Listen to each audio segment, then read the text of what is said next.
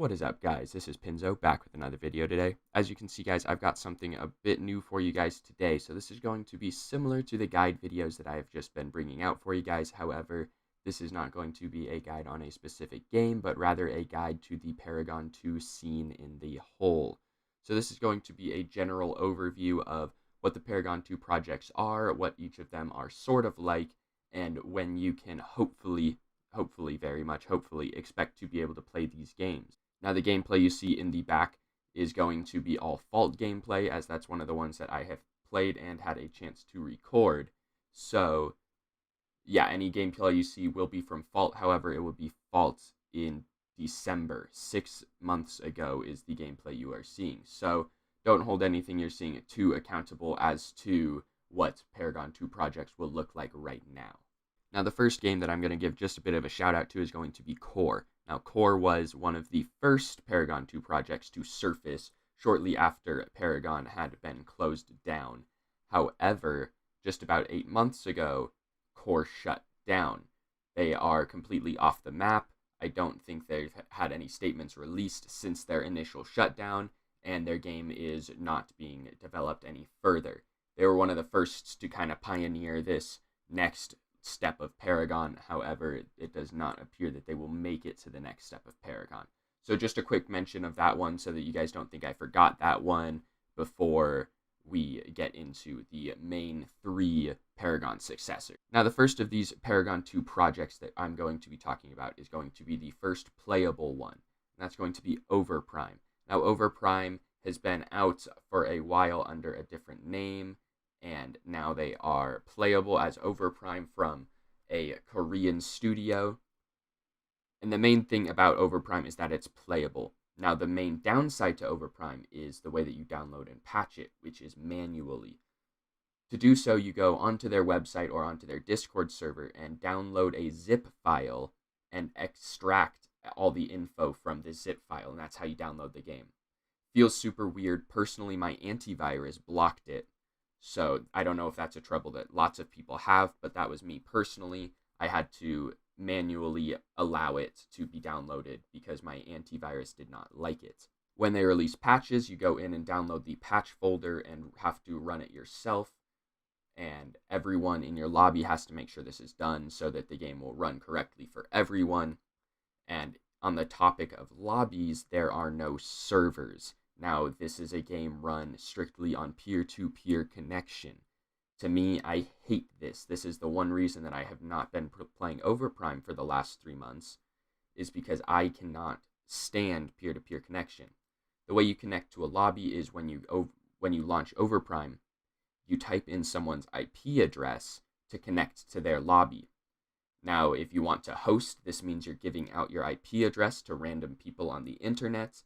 And if you want to play, it means that you're playing on someone else's hosted connection.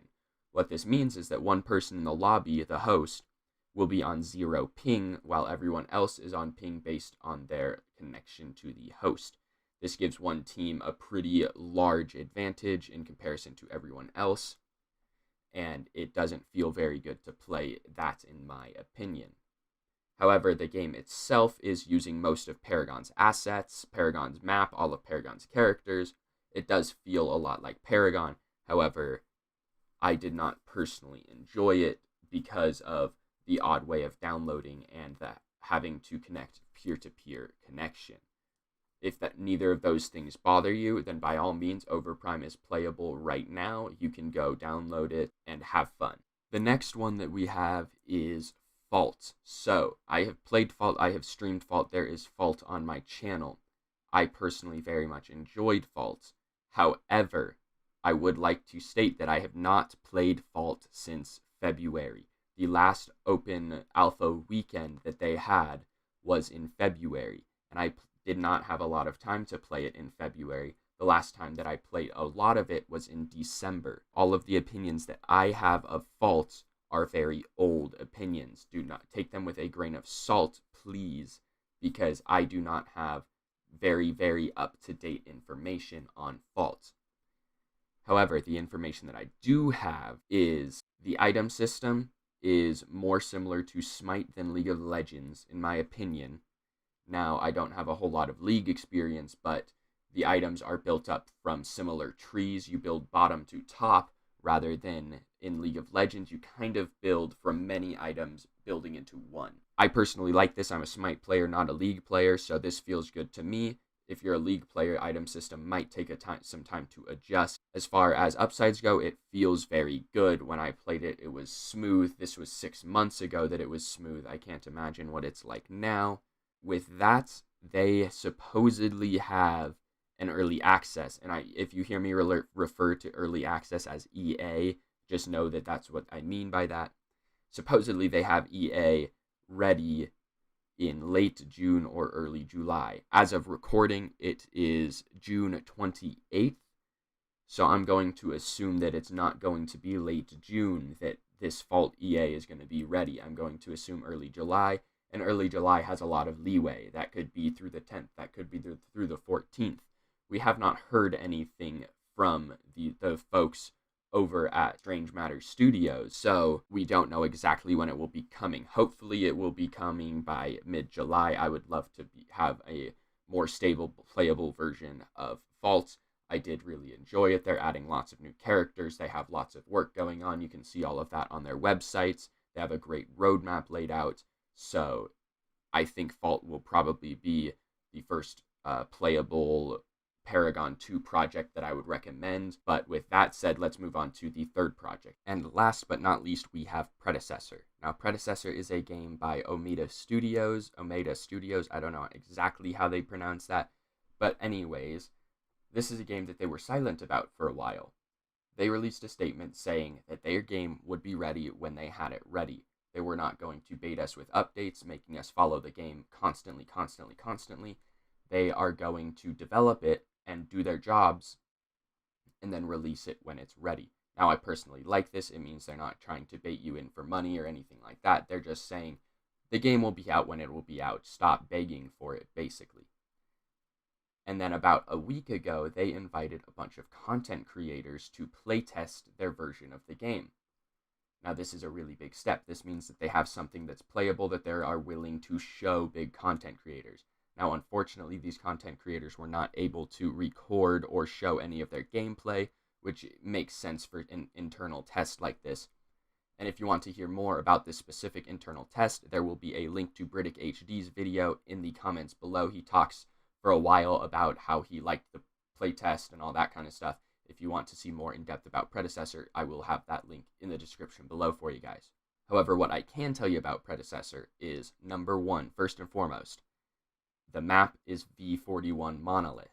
Now, it's not exactly V41. I believe they made a brand new map. However, it's very heavily inspired by V41, as a lot of people will claim that that's the best time from Paragon was the Monolith map. As for the item system, it's very similar to League of Legends. You build a bunch of components to an item and kind of upgrade them, combine them into a big item. If you've ever played League of Legends, this really shouldn't take a whole lot of getting used to. If you're more of a Smite player, perhaps you'd consider getting into a game of League of Legends and learning the item system a little more just to get ready for Predecessor if that's the one you're looking forward to. As for when you can play Predecessor, supposedly summer 2020. Now, I was corrected in the comments on my last video for saying August 2020, when in fact summer 2020 expands well into September, giving them about 3 weeks of extra leeway on that. Now, with everything going on in the world, I would not be surprised should this get pushed back. However, they sound pretty confident that they can make this deadline that they've set for themselves. As for this deadline, it is a closed alpha, so I wouldn't expect them to have a whole lot of people in.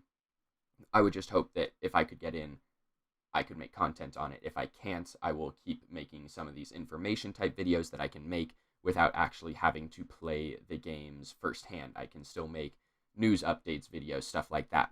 So if you want to see those, do be sure to subscribe. I will have those news updates coming your way as soon as I can. And with all of that said, guys, do be sure to check out Britic's video if you want to watch his Predecessor guides. And I have Vault gameplay on my channel if you just want to watch the gameplay, see it if you feel like watching Paragon, stuff like that. But with all that said, guys, thank you very much for watching. If you're new, don't forget to subscribe, smash that like button, blah, blah, blah, blah, blah, blah, blah, blah, blah. And as always, guys, I have been Pinzo. This video is donezo. Thanks for watching, and I'll see you guys next time.